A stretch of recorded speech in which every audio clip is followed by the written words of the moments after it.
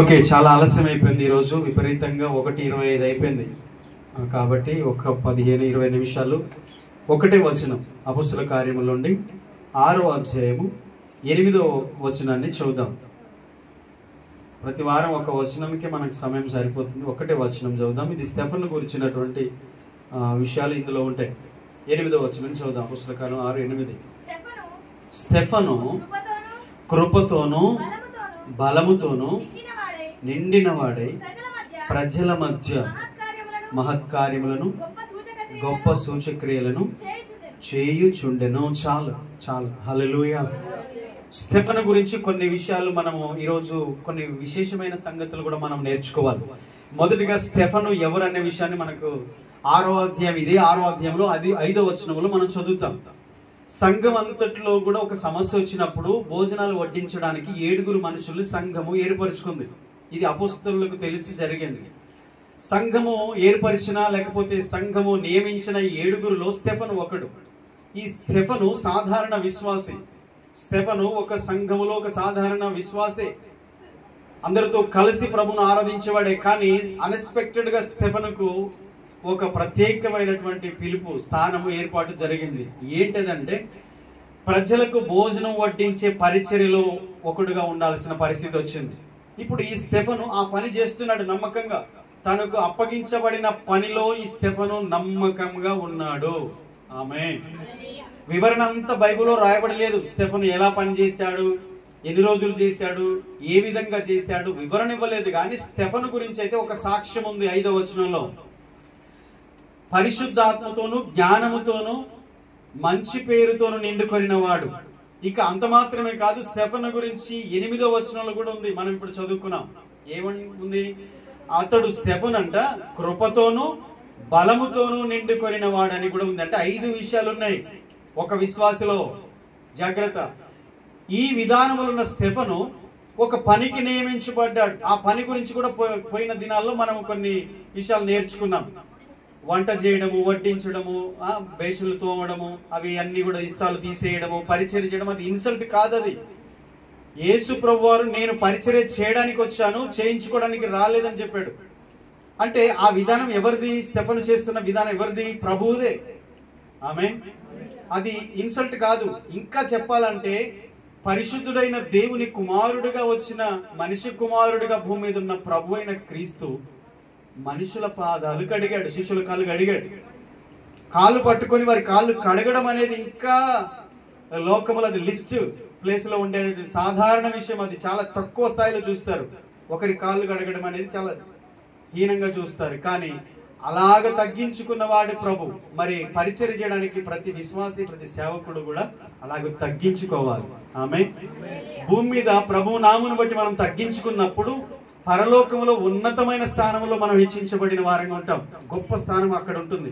ఇక్కడ ఎంతగా తగ్గించుకుంటామో అంతగా అక్కడ హెచ్చించబడతాం. ఆ హెచ్చింపు ఇక్కడ కూడా రావచ్చు.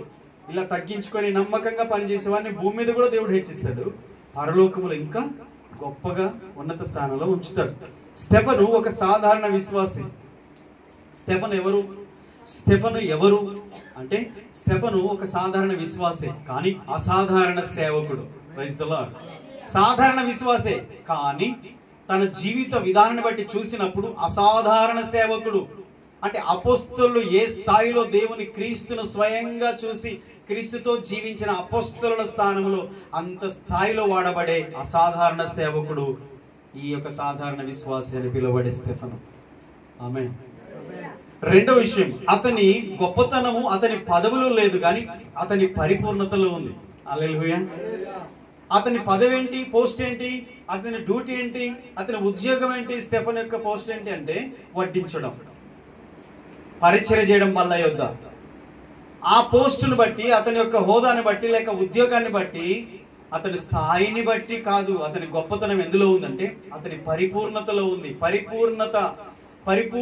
పరిపూర్ణమైన విశ్వాసం గలవాడు, ఆత్మతో నింపబడిన వాడు, శక్తి కలిగిన వాడు, కృప పొందినవాడు, దేవుని దయ కలిగిన వాడు, దేవునికి లోబడేవాడు, మంచి పేరు కలిగి, మంచి జ్ఞానం కలిగి, మంచి సాక్ష్యం కలిగిన వాడు. పరిపూర్ణతలో ఉంది అతని గొప్పతనం. ఒక విశ్వాస యొక్క గొప్పతనము తన యొక్క హోదాలో, స్థితిలో, పోస్టులో ఉండదండి. దేవునితో అతడు నడిచే విధానాన్ని బట్టి, దేవునికి అతడు లోబడే విధానాన్ని బట్టి ఆధారపడి ఉంటుంది. ఆ విషయాన్ని గుర్తుపెట్టుకోవాలి మనం. రెండవది ఏంటంటే విశ్వాసంతో పరిశుద్ధాత్మతో నిండిన మనుష్యుడు, అతడు పరిపూర్ణుడు అన్న విషయాన్ని మనము గమనించాలి. ఇక అతడు మూడవది కేవలం పని చేయబడే మనిషే కాదు, అంటే కేవలం పని చేసే, పరిచర్య చేసే, వడ్డించి, వంట దగ్గర ఉండి, భోజనాల దగ్గర ఉండి, బల్ల దగ్గర ఉండి పరిచర్య చేసే మనిషే కాదు, పని చేసే మనిషే కాదు, అతడు ఆత్మతో నింపబడిన మనిషి.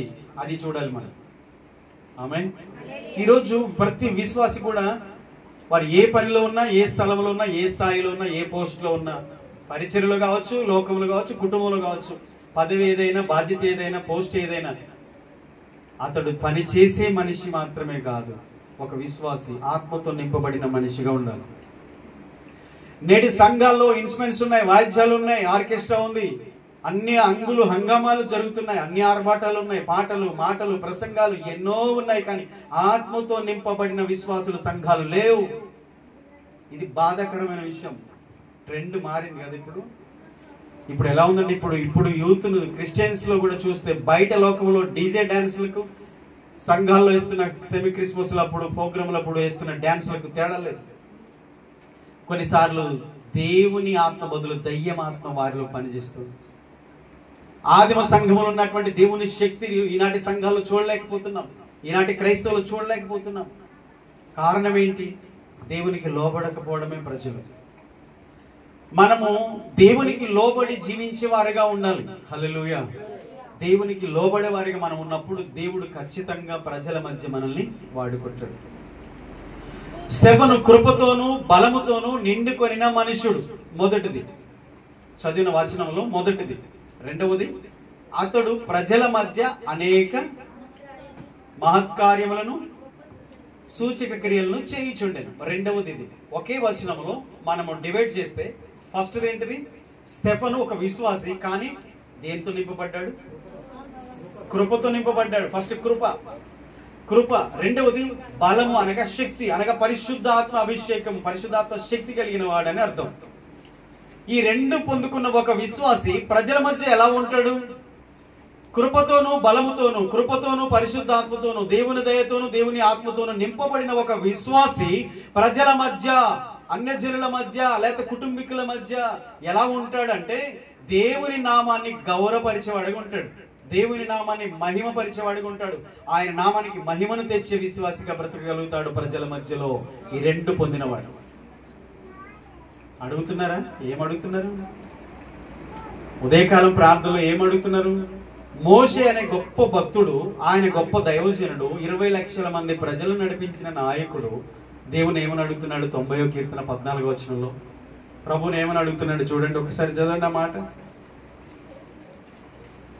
90వ కీర్తన 14వ వాక్యంలో ఏమని రాయబడిందంటే, మోషే ప్రార్థన ఇది: దేవా, ఉదయమున నీ కృపతో మమ్మను తృప్తిపరచుము, అప్పుడు మేము మా దినములను ఉత్సాహించి సంతోషించదము. ఏమడుగుతున్నాడు ఈ గొప్ప దైవజనుడు? నీ కృపతో మమ్మల్ని తృప్తిపరచు. ప్రతి ఉదయమున ఎంతమంది దేవా నీ కృపతో మమ్మల్ని నింపమని అడుగుతున్నారండి? అసలు అడుగుతున్నారా? అసలు ప్రార్థన చేస్తున్నారా? భక్తి సాధన ఉందా? వాక్యం వినడం, ప్రార్థన చేయడం, ఆరాధన చేయడం, చర్చికి వెళ్ళడం, ఉపవాసం ఉండడం, కానుక ఇవ్వడం, దర్శన భాగం ఇవ్వడం, పరిచర్య చేయడం, సువార్త చెప్పడం, ప్రేమ కలిగి ఉండడం, క్షమించే మనసు కలిగి ఉండడం, ఇవన్నీ భక్తి జీవితంలో సాధనలు. ఇవన్నీ సాధన చేయాలి ప్రతిదినం. కొంతమంది వదిలేశారు ఇవన్నీ, ప్రార్థన మానేశారు, ఉపవాసం మానేశారు, ఆరాధన మానేశారు, పరిచర్య మానేశారు, దేవునికి ఇవ్వడం మానేశారు. అన్ని పోగొట్టుకున్న విశ్వాసి భక్తిహీనుడు అవుతాడు. భక్తిహీనుల ఇంటి మీదకి యెహోవా శాపం వస్తుంది. భక్తి చేయండి, భక్తి చేయాలి, భక్తిలో ఉండాలి. మనం ప్రాక్టికల్ గా ప్రతి దినం పని చేస్తున్నాం, భోజనం చేస్తున్నాం, స్నానం చేస్తున్నాం, పని చేస్తున్నాం, ప్రతివి మనకు రొటీన్ గా ఎలాగ అవుతున్నాయో ఆధ్యాత్మికమైన జీవితంలో దైవిక సంబంధమైన ఈ విషయాల్లో భక్తి సాధన చేయాలి. లేకపోతే ఆగిపోతుంది. చేస్తేనే ఎదుగుతావు, లేకపోతే అక్కడే ఆగిపోతుంది అంతే. నువ్వు ప్రార్థన మానేసావు అనుకో, అక్కడే భక్తిహీనుడు అయిపోతావు. కృపతో నింపమని అడగండి. ప్రతిదినం ఎంతమంది ప్రార్థన చేస్తున్నారు? ఒక అరగంట సేపు ఉదయకాలం. దయచేసి చేతులు ఎత్తారా? పొద్దున్నే ఒక అరగంట సేపు నేను ప్రార్థన చేస్తున్నాను, పావు గంటనే చేస్తాను అన్నవాళ్ళు, అసలు ప్రార్థనే చేయని వాళ్ళు ఎంతమంది ఉన్నారు? దయచేసి ప్రార్థన చేయండి. ప్రార్థన చేసినప్పుడే దేవునితో మీకు సంబంధం ఉంటుంది. ఆయన పేరు మీకు తెలుసు, మీ పేరు ఆయనకు తెలియాలి. నీ పేరుని బట్టి నేను ఎరుగుదును అంటాడు. నీ పేరుని బట్టి నేను ఎరుగుదును అంటాడు. ఎన్నో సందర్భాల్లో దేవుడు అలాగ మాట్లాడాడు. మనం ఎవరు ఆయనకి తెలియాలి. హూ ఆర్ యూ, నువ్వెవరు అంటాడు రేపు. అది అనిపించుకోవద్దు. అది అనిపించుకోవడానికా బాప్తిజం తీసుకుంది, ప్రభుని నమ్ముకుంది, ఇంత భక్తి చేసేది? మనం ఎవరో ఆయనకి తెలియాలి అంటే ప్రతిదినం మనం ఆయన్ని కలవాలి. ఆమేన్. ప్రతిరోజు ఆయనతో మాట్లాడాలి, ఆయన సహాయం అడగాలి. మోషే, దేవా నీ కృపతో మమ్మల్ని తృప్తిపరచు. ఎప్పుడు? ప్రతి ఉదయమున లేవగానే ఏది ఎక్కడ బా అని ఆరాటపడి ప్రార్థన వదిలేసి పరిగెత్తకండి. ముందు ప్రార్థన చేయండి, ముందు ప్రభువుని కలవండి, ఆయన కృపను అడగండి. ఆ రోజంతా ఆయన కృప మనకు తోడుగా ఉంటుంది. ఆమేన్. అందుకంటాడు, నీ కృపతో మమ్మల్ని ఉదయమున తృప్తి పరిస్తే మా దినములన్నీ మేము ఉత్సాహించి సంతోషిస్తాం. కృప, ఆ కృప పొందిన వాడు ఈ విశ్వాసి, సాధారణ విశ్వాసిగా ఉన్న స్టెఫను ఆ కృప పొందాడు గనక దేవుని కృప అతని జీవితంలో అతన్ని ఎలాగ నిలబెట్టిందంటే ప్రజల మధ్య సాక్షిగా నిలబెట్టింది. ఆమేన్. నీ కుటుంబంలో అందరూ అన్యులే, నీ కుటుంబంలో అందరూ వ్యతిరేకులే, నీ కుటుంబంలో అందరూ ప్రార్థనకి విరోధులే, శత్రువులే. నీ ప్రార్థనకి నువ్వు చేసే భక్తికి వారికి పడదు. అయితే నువ్వేం చేయాలి? దేవా నీ కృపతో నన్ను నింపు. నిన్ను ఎరుగని నా కుటుంబంలో, నా ప్రజల మధ్య, నా ఇంట్లో ఉన్న వారి మధ్య, నిన్ను ఎరగని వారి మధ్య నన్ను నీ నామానికి మహిమకరంగా నిలబెట్టుకో ప్రభువా. నీ కృప నాకు కావాలి. స్టెఫనుకి కృపనిచ్చావుగా, ఆ కృప పొందిన స్టెఫను ప్రజల మధ్య ఎలాగ నిలబడ్డాడు? దేవుని నామాన్ని గౌరవపరిచేవాడుగా నిలబడ్డాడు. దేవుడు ఇవ్వడంటారా? స్టెఫనుకి ఇచ్చిన దేవుడు మనకి ఇవ్వడా? మాట్లాడరేంటి? ఇస్తాడు, ఇవ్వడా? ఇస్తాడు. ఆమేన్. రెండవది శక్తి. మానవ శక్తి కాదు అది. స్టెఫను శక్తి, స్టెఫను బలం కాదు అది. దేవుని బలం, దేవుని శక్తిని పొందుకున్న విశ్వాసి ఆ సంఘంలో ఉన్నాడు ఈ స్టెఫన్ అనేవాడు. ఇంకా 5-6 ఉన్నారు. స్టెఫను కృపతోనూ బలంతోనూ శక్తితోనూ నింపబడిన వాడు కనుక అతడు నిలబడగలిగాడు. కొన్ని విషయాలు స్టెఫను గురించి చెప్పాల్సిందే. మొదటిది, కృపతో నిండిన జీవితం అంటే ఏంటి? కృపతో నిండిన జీవితం అంటే ఏంటంటే, ఫస్ట్ కృప అంటే అర్హత లేని వ్యక్తులకు, అనర్హులకు లభించే దైవ వరం. నాకు అర్హత లేదు, నాకు ఆ స్థానం లేదు, నా వల్ల కాదు, నేను చేయలేను, అయోగ్యుణ్ణి, బలహీనుణ్ణి అనుకున్న వారిని దేవుడు బలపరిచి ఆ పని చేయడానికి, ఆ స్థాయిలో ఉండడానికి దేవుడు నిలబెట్టుకుంటాడే, అదే కృప. అర్హత లేని వ్యక్తులపై దయ, జాలి చూపించడమే దేవుని కృప. అది దైవ వరం. అందుకని మనం అదే అడగాలి, పొందుకోవాలి. మనకి రక్షణ కూడా కృప ద్వారానే వచ్చింది. మన విశ్వాసం ద్వారా రాలే. మనం దేవుని నమ్మినంత మాత్రం మనకు రక్షణ రాలే. దేవుని వైపు నుండి మనకు కృప అనుగ్రహించబడింది కనుక రక్షించబడ్డాం. ఎఫెసీ 2:8 అదే ఉంది కదా. మీరు మీ క్రియల చేత కాదు, విశ్వాసం ద్వారా దేవుని కృప చేతనే రక్షించబడ్డారు. ఆమేన్. ఇది దేవుని వరం. కృప అనేది దేవుని వరం. మనకి ఎంతన్నా ఉండని కాక కృప ఉండాల్సిందే. నాకు బలం ఉంది, నాకు కృప వద్దు అనుకోవద్దు. నాకు ధనం ఉంది, కృప వద్దు అనుకోవద్దు. నాకు అన్ని ఉన్నాయి, కృప వద్దు అనుకోవద్దు. ఇవేవి మనల్ని రక్షించలేవు. దేవుని కృపే మనల్ని రక్షించేది, మనల్ని నడిపించేది. కృప. రెండవది, కృపతో నిండిన వాడు అంటే అర్థం ఏంటంటే, జీవితం అంతా దేవునికి లోబడి, దేవుని దయతో, ప్రేమతో, క్షమించే మనసుతో, సహనంతో చివరి శ్వాస వరకు బ్రతికేవాడు. హల్లెలూయా. 7వ అధ్యాయం చివరి వచనాలకి వెళ్ళేసరికి స్టెఫను రాళ్లతో కొట్టబడి చంపబడిన సంగతి మనకు తెలుస్తుంది. అక్కడ స్టెఫను చంపబడ్డాడు, హతసాక్షి అయ్యాడు. యేసు ప్రభువారు సిలువలో పలికిన 7 మాటల్లో మొట్టమొదటి మాట చెప్తారా? తండ్రి, వీరేం చేయించున్నారో వీరు ఎరుగరు గనుక వీరిని క్షమించుమా అన్నాడు. అంటే అదే మాట ఎగ్జాక్ట్ యేసు ప్రభు వారి సిలువలో పలికిన మొదటి మాట ఎగ్జాక్ట్లీగా పలికిన భక్తుడు ఎవరంటే స్టెఫనే. అదే ప్రార్థన చేశాడు. ఆయన రాళ్లతో కొట్టి చంపాలని వాళ్ళు రాళ్లతో కొడుతున్నప్పుడు, ఆయన ప్రాణం చివరి శ్వాస, ప్రాణం పోయే స్థాయిలో ఉన్నప్పుడు ఆయన పైకి చూసి ఆకాశము తెరవబడుట, మనిషి కుమారుడు దేవుని కుడి పార్శ్వమున కూర్చునుట, లేచి నిలబడుట. స్టెఫను ప్రాణం వస్తున్నప్పుడు, స్టెఫను ఆత్మ వస్తున్నప్పుడు క్రీస్తు ప్రభు లేచి నిలబడ్డాడట. అది చూస్తూ ఆయన వీరిని క్షమించగలిగాడు. కృప పొందిన వాడే క్షమించగలడు, కృప పొందిన వాడే దయ చూపగలడు, కృప పొందిన వాడే ప్రేమించగలడు, కృప పొందిన వాడే అంతం వరకు సహించగలడు. ఆమేన్. యేసు ప్రభువు చెప్పిన మాట అది. అంతవరకు సహించిన వాడే రక్షణ పొందుతాడు, అంతవరకు సహించిన వాడే రక్షించబడతాడు. ఆ మాట ఎప్పుడు జరుగుతుంటారు? ఈ లోకములో దేవుణ్ణి నమ్ముకున్న తర్వాత మనకు అన్ని సన్మానాలు రావు కదా. అవమానాలు వస్తాయి, నిందలు వస్తాయి, కష్టాలు వస్తాయి, సాతాను శోధనలు వస్తాయి. సాతాను శోధిస్తాడు, మనుషులు నిందిస్తారు. లోకం నుంచి మాటలు, సాతాను నుంచి శోధనలు, శ్రమలు, కష్టాలు. కొన్నిసార్లు మన శరీరం కూడా మనకు సహకరించక అనారోగ్యతలు, బలహీనతలు. ఇవన్నిటిలో ఒక విశ్వాసి పరలోకం వెళ్ళే వరకు, క్రీస్తును కలుసుకునేంత వరకు, అంతం వరకు ఎలా సహించగలుగుతాడు? కృప పొందితేనే. ఆమేన్. మీకు అర్థమవుతుందా? కృప పొందకపోతే నువ్వు నిలబడలేవు. దేవుని కృప లేకపోతే నువ్వు ఏం చెయ్యలేవు. దేవుని కృప పొందుకోకపోతే అంతవరకు సహించలేవు. దేవుని కృప లేని జీవితాల్లో ఎలాగైతే అంటే దేవుని విడిచిపెట్టి వెళ్ళిపోతారు, సాహసం వదిలేస్తారు, దేవుని వదిలేస్తారు, సంఘాన్ని వదిలేస్తారు, రక్షణ పోగొట్టుకుంటారు, లోకంలో కలిసిపోతారు, సాతానుకు బానిసలైపోతారు. కృప కావాలి ఈరోజు. దేవా నీ కృప మాకు ఇవ్వు. స్టెఫెనుకి ఇచ్చిన కృప మాకు కూడా కావాలని మనం అడగాలి. దేవునికి లోబడడం కూడా కృప పొందిన వారికి సాధ్యం. దేవుని కృప అధికంగా పొందిన వారుగా మనం ముందుముగాక. ఆమేన్, ఆమేన్. తర్వాత స్టెఫెను చివరి వరకు సహనంతో, ప్రేమతో తాను రాళ్లతో కొట్టిన వారిని కూడా క్షమించమని ప్రార్థించాడు. కృప పొందిన జీవితం అది. క్షమించగలుగుతారు ఇతరుని, ప్రార్థించగలుగుతారు ఇతరుని. మనల్ని శత్రువులుగా మనకు బాధ పెట్టేవారుగా ఉన్నా సరే, నీ శత్రువు ఆకలి కొట్టే వారికి ఆహారం పెడతాం. కృప పొందిన జీవితాలకు ఇదే సాధ్యం, లేదంటే సాధ్యం కాదు. కృప పొందిన వారికే ఇది సాధ్యం అవుతుంది. ప్రేమించిన లోకంలో ఏ పరిస్థితులు ఎలాగున్నా మనము వాటన్నిటిని సహించి ప్రభు కొరకు నిలబడేటట్టు చేస్తుంది స్టెఫెను జీవితంలో. అది మూడవది. తర్వాత నాలుగవది ఏంటంటే, ప్రస్తుతం మనం చూస్తున్న క్రైస్తవుల్లో ఈ కృప లేదు, ప్రేమ, దయ, కనికరము కనిపించట్లేదు. చాలా సార్లు ఇవన్నీ కోల్పోయిన వారిగా కనిపిస్తారు. అందుకనే దేవుని కృప పొందిన భక్తులు కానీ, ప్రవక్తలు కానీ, సంఘము, ఆదిమ సంఘము విశ్వాసులు కానీ దేవుని కొరకు అసాధారణమైన జీవితాన్ని జీవించారు.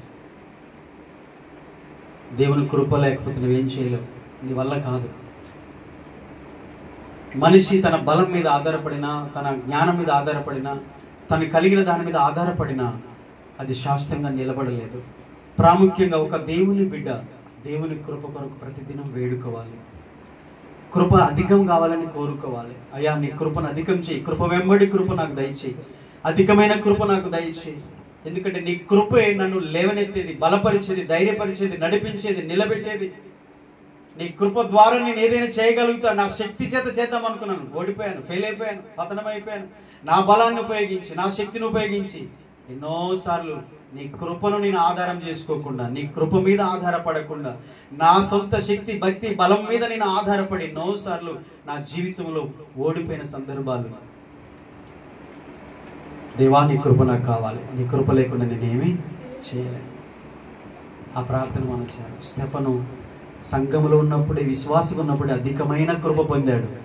పరిచర్య చేయడానికి వచ్చినప్పుడు, వడ్డించేవాడుగా ఉన్నప్పుడు ఆ దేవుని కృప అతన్ని ఏ స్థాయిలో అంటే ప్రజల మధ్య అద్భుతములను, మహత్కార్యములను, సూచక్రియలు చేసేటట్టుగా చేసిన కృప. ఆమేన్. రెండవది శక్తితో నిండిన జీవితం. అది భౌతిక శక్తి కాదని గుర్తుపెట్టుకోండి.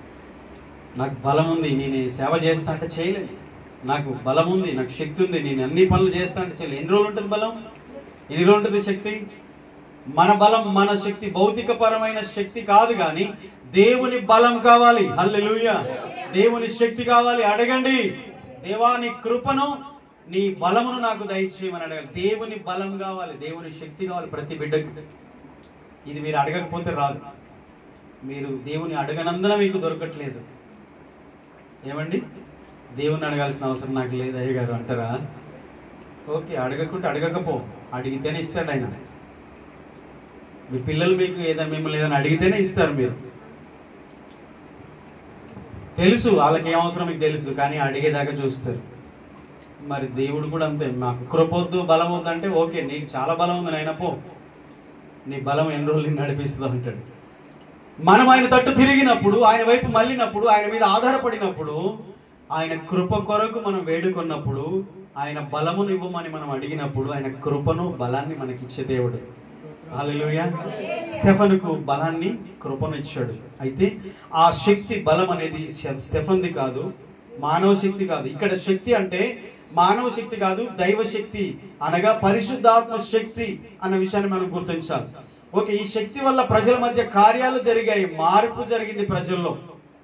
ఇప్పుడు నీ దగ్గర ఏమీ లేదు, నీ కుటుంబంలో అందరూ మారాలి, అందరూ కూడా బాగుండాలి, అందరూ మంచిగా ఉండాలి, ఆరోగ్యంగా ఉండాలి, వారు రక్షణ పొందాలి, ప్రభు మార్గంలో నడవాలి, నీకు ఆశ ఉంది కానీ నీకు బలం కూడా లేదు. దేవుని అడుగు, ప్రార్థన శక్తి, దేవుని ఆత్మ వలన, నీ ప్రార్థన వలన వారిలో మార్పు జరుగుతూ ఉంటుంది.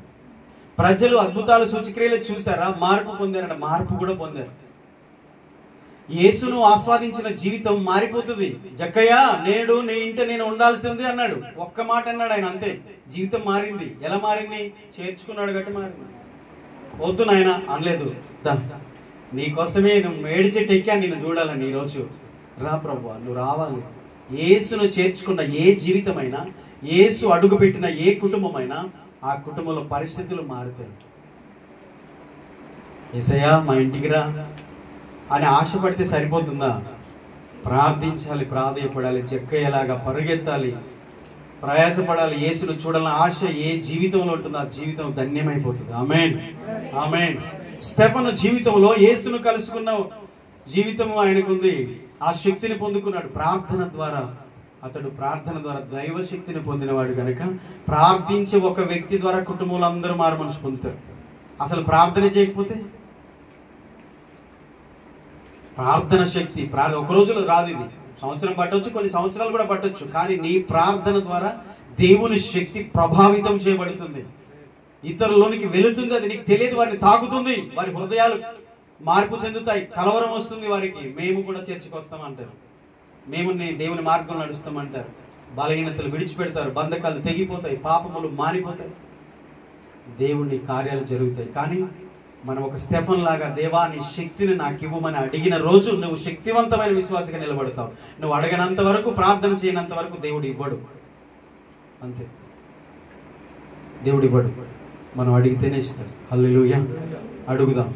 కాబట్టి స్టెఫను శక్తితో నింపబడి ప్రజల మధ్య దేవుని సాక్షిగా ఉన్నాడు. ఈరోజు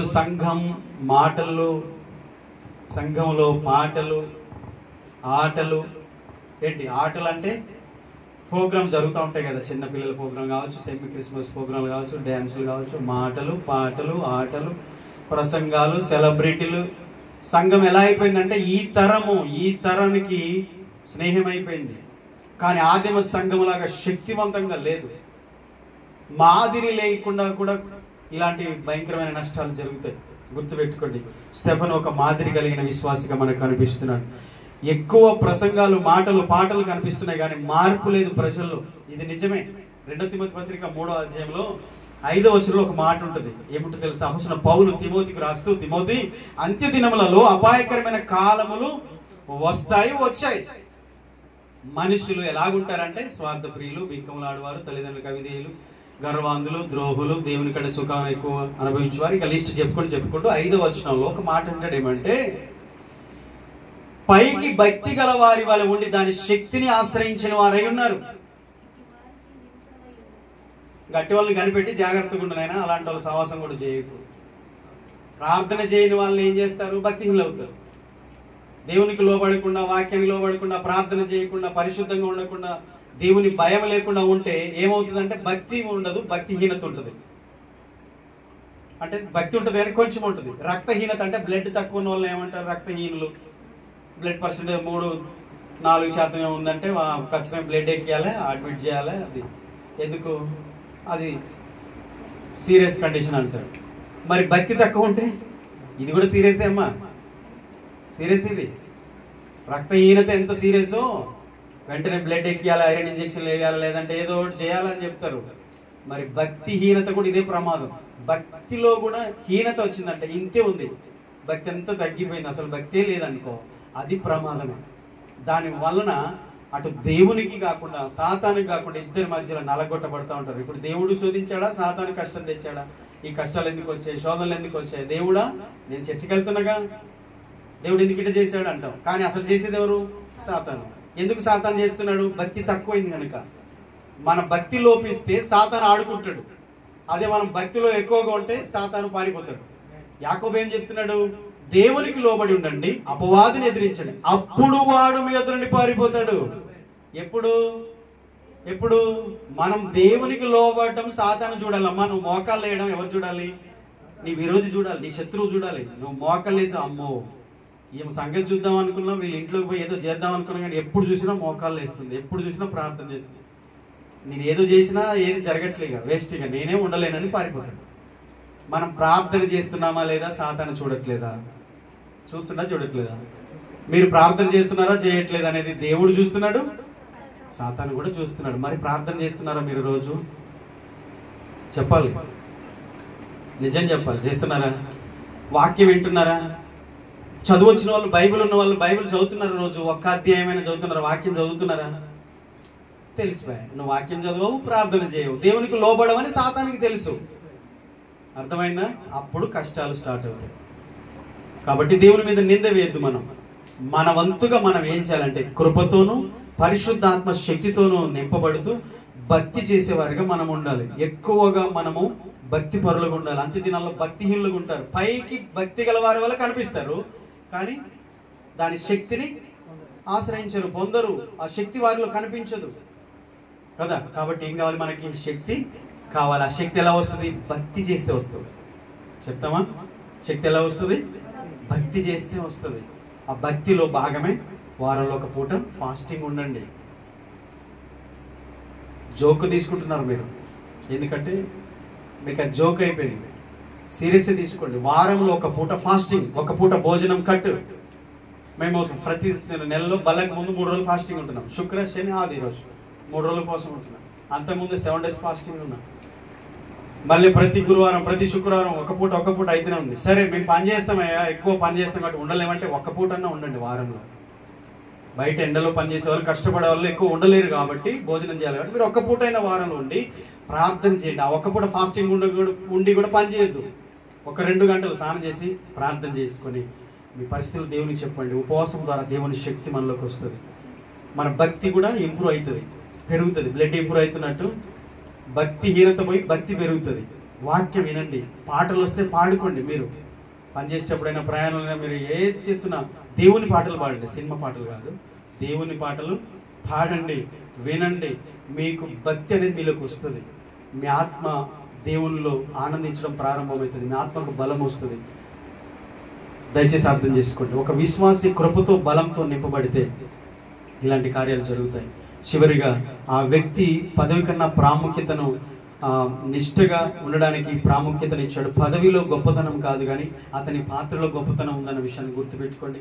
దేవుడు సంఘములో నీకు ఏ బాధ్యత ఇచ్చినా, అమ్మా అయ్యాలరా వినండి, సంఘములో దేవుడు నీకు ఏ పోస్ట్ ఇచ్చినా, ఏ బాధ్యత ఇచ్చినా, పాటలు పాడే తలాంత ఉండొచ్చు, ప్రార్థించేవారు ఉంటారు, పరిచయం చేసేవారు ఉంటారు, దేవునికి ఇచ్చేవారు ఉంటారు, మంచి భోజనాలు చేసి పరిచయం చేసి ప్రజలందరికీ, సంఘానికి సేవ చేసే వాళ్ళు తలాంతులు ఉంటాయి, మీకు బాధ్యతలు ఉంటాయి. దేవుడు ఏ పోస్ట్ ఇచ్చినా, ఏ హోదా ఇచ్చినా, ఏ తలాంత ఇచ్చినా, ఏ వరం ఇచ్చినా, మీకు ఏ గిఫ్టులు దేవుడు ఇచ్చినా వాటిని నమ్మకంగా స్టెఫను వలె వాడటం నేర్చుకోండి.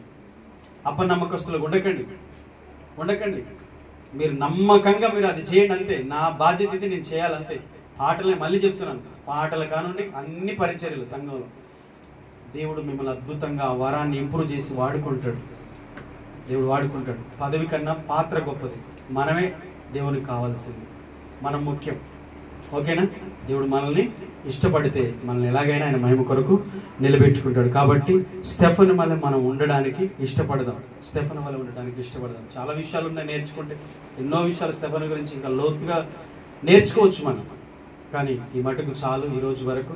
దయచేసి స్టెఫను జీవితంలో కృపను, దేవుని బలాన్ని పొందుకున్నాడు కనుక ప్రజల మధ్య దేవుని నామాన్ని మహిమపరిచాడు. మరి మనకు దేవుడు ఆ బలాన్ని, కృపనివ్వడం, మనల్ని దేవుడు మన కుటుంబంలో, మన కుటుంబీకుల మధ్య వాడుకోవడా, ఆయన మహిమకరంగా మనం నిలబెట్టడా, మనం అడిగితే తప్పకుండా ఇస్తాడు. అడుగుదాం, మోకరించుదాం, ప్రార్థన చేద్దాం, తలలో ఉంచుదాం. అందరూ కూడా కళ్ళు మూసుకుందాం, ప్రార్థన చేద్దాం. స్టెఫను కృపతోనూ బలముతోనూ నిండుకొనిన మనుష్యుడు. అతడు ప్రజల మధ్య అనేకమైన అద్భుత కార్యములను, సూచక క్రియలను, మహత్కార్యములను చేయగలిగాడు. ప్రభు నామమును గౌరవపరిచాడు. ప్రభు నామానికి మహిమను తీసుకొచ్చాడు. ఒక సాధారణ విశ్వాసి బల యొద్ద పరిచర్య చేయడానికి నియమించబడిన వాడు తన పదవి కన్నా తనే ముఖ్యము. దేవుడు తనని అభిషేకించి వాడుకున్నాడు. నమ్మకంగా ఉన్నాడు అతడు. నమ్మకమైన జీవితం కలిగిన, నమ్మకత్వం కలిగిన వ్యక్తిగా ఉన్నాడు. అసాధారణమైన సేవకుడుగా మార్చబడ్డాడు స్టెఫను. దేవుని ప్రజల మధ్య దేవుని బిడ్డలను దేవుడు మహిమకరంగా వాడుకోగలడు. మనము స్టెఫను గురించి నేర్చుకుంటున్న విషయాలు, కృపతో నింపబడడం అవసరం, దేవుని శక్తితో నింపబడడం అవసరం. మోషే భక్తుడు అడుగుతున్నాడు, అయ్యా ప్రతి ఉదయమున నీ కృపతో మమ్మల్ని తృప్తిపరచుము, అప్పుడు మా దినములన్నీ మేము ఉత్సాహించి సంతోషించుతాము. ఈరోజు దేవుని ప్రజలు, దేవుని బిడ్డలు దేవుని కృపను అడగట్లేదు. దేవుని కృపకు బదులు, దేవుని ప్రేమను దయను పొందుకోవడానికి బదులు స్వార్థం, గర్వం, అహం ప్రజల్లో నింపబడి దేవుని కృపను పొందుకోలేని వారు ఉన్నారు. అపొస్తలుడైన పౌలు అంటాడు, తిమోతి, అంత్య దినములు అపాయకరమైన కాలంలో వస్తాయి. ఇదిగో మనుషులు ఇలాగుంటారు, పైకి భక్తి గల వారి వల్ల ఉండి దాని శక్తిని ఆశ్రయించిన వారు. పైకి భక్తి పరులుగా ఉంటున్నారు, కానీ నిజముగా దేవుని శక్తి వారిలో లేదు. ప్రార్థన ద్వారా, భక్తి చేయడం ద్వారా దేవుని శక్తిని పొందుకోగలుగుతాం. వాక్యం వినడం, ప్రార్థించడం, ఉపవాసం ఉండడం, ప్రభు సన్నిధికి వెళ్ళడం, ఆయన ఆరాధించడం, ప్రతి దినము ప్రభువుతో సమయం గడిపేవారు దేవుని శక్తిని పొందుకుంటారు. ఇది కోరుకోట్లే ఈరోజు ప్రజలు వాటిని విడిచిపెట్టేశారు. కృపను, బలాన్ని పొందుకోకపోతే దేవుడు మనతో ఎలా ఉండి పనిచేస్తాడు, మనం ఎలాగో ముందుకు సాగుతాం. చాలాసార్లు ఇంతే జరుగుతుంది. మన బలము, మన జ్ఞానము, మన శక్తి, మనమే మన దాని మీద, మనకు కలిగిన వాటి మీద మనం డిపెండ్ అయిపోతున్నాం. కానీ ఒక్కసారి ఆలోచించి ప్రతి ఉదయం ప్రభు మీద భారం వేసి, ప్రభు శక్తిని అడిగి, ప్రభు బలాన్ని, ప్రభు కృపను అడిగి, అయ్యా నీ కృప మాకు తోడుగుంచు దేవా, నీ కృప లేనిది మేమేం చేయలేము నాయనా, మా వల్ల కాదు తండ్రి, నీ కృప మాకు అనుగ్రహించమని ప్రతిరోజు మనం అడిగినప్పుడు మన ప్రయత్నాల్లో, పనులలో, ప్రయాణాల్లో, మన యొక్క వ్యాపారంలో, మన యొక్క వ్యవసాయంలో, మన కూలి పనులలో, మనం చేసే ప్రతి వృత్తిలో, ప్రతి పనిలో దేవుని కృప మనల్ని కాపాడుతూ వస్తుంది, సహాయపడుతూ వస్తుంది. అంత మాత్రమే కాదు, ఆ కృప పొందిన మన జీవితాలు దేవునికి మహిమకరంగా ఉంటాయి. స్టెఫను జీవితం అయితే చివరి శ్వాస వరకు సహనంతో ఉండగలిగాడు, ప్రేమ కలిగి ఉండగలిగాడు, స్వార్థం, గర్వం, అహంకారం లేకుండా విధేయత కలిగి, క్షమించే మనసు కలిగి, తగ్గింపు కలిగి, దేవునికి లోబడి, యేసుక్రీస్తు వలె తండ్రి వీరేమి చేయించున్నారో వీరెరుగరు గనుక వీరిని క్షమించుమనే ఆ మంచి మనసుతో స్టెఫను బ్రతకగలిగాడు. అది కృప పొందిన వారికే సాధ్యం. కృప పొందకపోతే దేవుణ్ణి దూషించి వెళ్ళిపోతారు, దేవుడు అన్యాయం చేశాడని చెప్పి మాట్లాడతారు, దేవుణ్ణి విడిచిపెట్టి వెళ్ళిపోతారు. కృప లేకపోతే ఇవన్నీ మనం పొందుకోలేము, దూరం అయిపోతాం. దయచేసి కృపను అడుగుదాం, దేవుని బలాన్ని అడుగుదాం, దేవుని కృపను అడుగుదాం. ఒకరు ప్రార్థన చేయండి, ఎవరైనా ఒకరు చిన్న మాట ప్రార్థన చేయండి. అందరం కూడా ప్రార్థనలో ఏకీభవించండి. వాక్యాన్ని ఎత్తిపెట్టి ప్రార్థన చేయండి. అందరి హృదయాల్లో మంచి నెలపడిన విత్తనాల్లాగా దేవుని మాటలు ఫలించాలని అందరూ మనస్ఫూర్తిగా ఏకీభవించుదాం. అయ్యా మాకు ఈరోజు ఈ వాక్యం మా హృదయంలో నెరవేరాలి, నీ కృప, నీ బలం మాకు కావాలని ఏకీభవించుదాం, అడుగుదాం, ప్రార్థన చేయండి. స్తోత్రం, స్తోత్రం, స్తోత్రం.